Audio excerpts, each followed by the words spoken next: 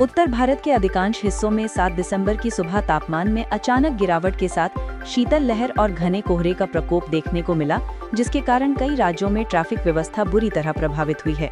दिल्ली, पंजाब, हरियाणा और उत्तर प्रदेश में visibility 50 metre तक पहुंच गई। वहीं उत्तराखंड, हिमाचल और जम्मू कश्मीर में तेज हवाओं के साथ बारिश और बर्फबारी के कारण जनजीवन और यात्रियों दोनों के लिए मुश्किलें बढ़ गईं। मौसम विभाग ने 12 बड़े शहरों में रेड अलर्ट जारी किया है तथा स्कूलों में छुट्टी और हाईवे पर वाहनों की गति सीमित करने जैसे निर्देश दिए हैं। पर्वतीय क्षेत्रों में पर्यटन गतिविधियों पर इसका सीधा प्रभाव पड़ा है, जबकि रेलवे और हवाई यात्राएं भी प्रभावित हुई हैं। कई ट्रेनें लेट और कुछ फ्लाइटें डाइवर्ट करनी पड़ी। आने वाले 48 घंटों तक मौसम के और ज्यादा गंभीर होने की संभावना जताई गई है। केंद्र सरकार ने युवाओं के रोजगार और कौशल विकास को ध्यान में रखते हुए सरकारी नौकरियों के लिए एक नई कौशल आधारित परीक्षा प्रणाली लागू करने की घोषणा की है, जो आने वाले महीनों में पुराने चयन पैटर्न की जगह लेगी।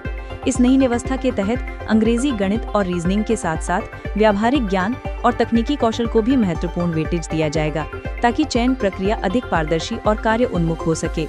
सरकार का दावा है कि इससे लाखों युवाओं को अपने टैलेंट के आधार पर बेहतर रोजगार अवसर मिलेंगे और प्रतियोगी परीक्षाओं की तैयारी में भी अनावश्यक दबाव कम होगा। मंत्रालय ने राज्यों से भी नए सिस्टम को अपनाने की सिफारिश की है, जबकि कोचिंग संस्थानों और छात्रों में इसे लेकर उत्सुकता और चिंताएं दोनों देखने को मिल रही हैं।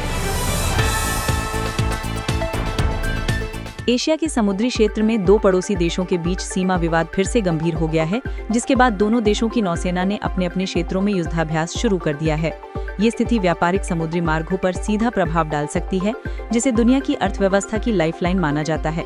संयुक्त राष्ट्र और कई वैश्विक संस्थाओं ने दोनों देशों से संयम बरतने की अपील की है, लेकिन विशेषज्ञों का कहना है कि स्थिति कूटनीतिक स्तर पर तेजी से बिगड़ सकती है और यदि बातचीत नहीं हुई तो ये संघर्ष बड़े पैमाने पर सुरक्षा संकट पैदा कर सकता है। अंतर्राष्ट्रीय स्तर पर चिंताएं बढ़ रही हैं, क्योंकि ये इलाका तेल, गैस और व्यापारिक जहाजों के लिए बेहद संवेदनशील है और हर छोटी गतिविधि का वैश्विक बाजार पर भारी असर पड़ सकता है।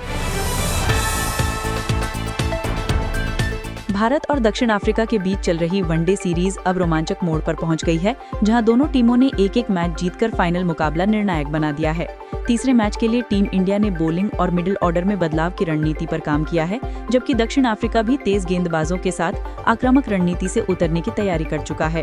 क्रिकेट प्रेमियों में मैच को लेकर भारी उत्साह है और टिकट कुछ ही घंटों में हाउसफुल हो चुके हैं। विशेषज्ञों का मानना है कि ये मुकाबला रन फेस्ट भी हो सकता है और दोनों तरफ कड़े प्रदर्शन देखने को मिलेंगे, जिससे सीरीज का परिणाम आखिरी गेंद तक सस्पेंस बनाए रख सकता है।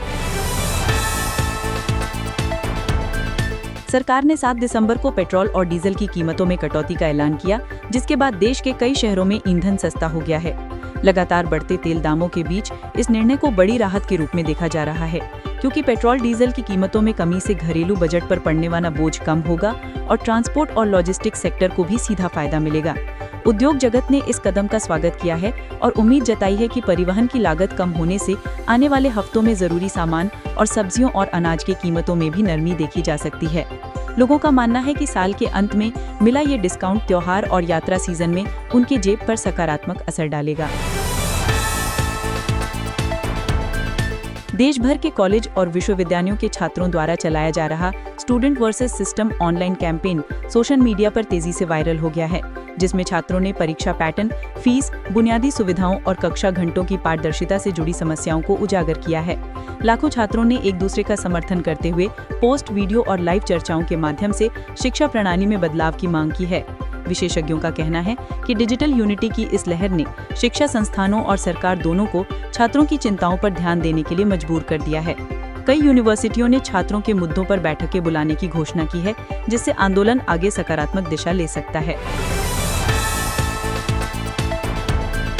राष्ट्रीय परीक्षण एजेंसी एनटीए ने यूजीसी नेट 2025 के लिए नोटिफिकेशन जारी किया। जूनियर रिसर्च फेलोशिप और असिस्टेंट प्रोफेसर पदों के लिए 3000+ वैकेंसी। योग्यता पोस्ट ग्रेजुएट, आयु सीमा 30 वर्ष, आरक्षित छूट। परीक्षा फरवरी 2026 में, वेतन 35,000+ एचआरए। अंतिम तिथि 7 नवंबर 2025, विस्तार संभव। आवेदन ugcnet.nta.in पर। ये शोधकर्ताओं के लिए सुनहरा अवसर। पिछले वर्ष 10 लाख से अधिक आवेदन। प्रभाव, उच्च शिक्षा में नई भर्तियां बढ़ेंगी। इंटेलिजेंस ब्यूरो IB ने assistant central intelligence officer ACIO technical पदों के लिए 258 वैकेंसी निकाली। योग्यता ग्रेजुएट इंजीनियरिंग, वेतन 44,900 से 1,42,400। अंतिम तिथि 16 नवंबर। चयन लिखित परीक्षा प्लस इंटरव्यू। आवेदन MHA.gov.in पर। राष्ट्रीय सुरक्षा में योगदान का मौका। प्रभाव, युवाओं को खुफिया एजेंसी में प्रवेश। महाराष्ट्र सरकार ने माझी लाड़के बहन योजना के तहत eKYC की डेडलाइन 31 दिसंबर 2025 तक बढ़ाई। गरीब महिलाओं को 21 से 60 वर्ष को 1,500 मासिक सहायता। हाल की प्राकृतिक आपदाओं यानी बाढ़ के कारण विस्तार। अब तक 2 करोड़ से अधिक लाभार्थी DBT से ट्रांसफर। आवेदन dbt.maharashtra.gov.in पर। प्रभाव, महिलाओं का सशक्तिकरण, आर्थिक आत्मनिर्भरता। हरियाणा सरकार ने लाडो लक्ष्मी योजना के तहत 1 नवंबर 2025 यानी हरियाणा दिवस को पहली किश्त 2100 हस्तांतरित की। 18 से 60 वर्ष महिलाओं के सशक्तिकरण के लिए वार्षिक 5100। लाभार्थी 50 लाख से अधिक। आवेदन haryana.gov.in पर। प्रभाव, ग्रामीण महिलाओं की आय बढ़ेगी, शिक्षा स्वास्थ्य पर खर्च।